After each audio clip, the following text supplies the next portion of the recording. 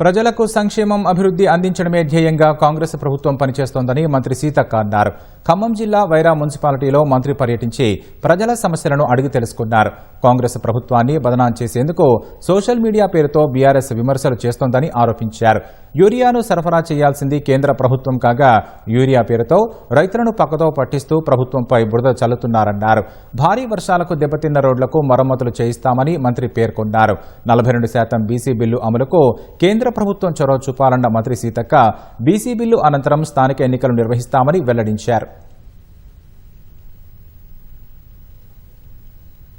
మనం ఒక 2 బిల్లులు కేంద్ర ప్రభుత్వానికి పంపడం జరిగింది. 42% మన అసెంబ్లీలో తీర్మానం చేసి మరి వాళ్ళు మాత్రం ఇంతవరకు ఉలుకు లేదు పలుకు లేదు. కాబట్టి కొంత ఒత్తిడి పెంచేందుకు కొంత టైం తీసుకున్నాం. అన్ని పక్షాలు సహకరించాలని కోరుకుంటా ఉన్నాం. అది కొంత క్లారిటీ వచ్చిన తర్వాత ముందుకెళ్తాం. చాలా వరకు రోడ్లు ఇస్తున్నా కొంచెము ఈ మధ్య కాలంలో కూడా ఫ్లడ్ డ్యామేజ్లు ఉన్నటువంటి కూడా 147 కోట్ల వరకు మా దృష్టికి వచ్చినాయి. ఎక్కడికక్కడ కలెక్టర్లకు కొంత ఫండ్ ఇచ్చేయడం జరిగింది.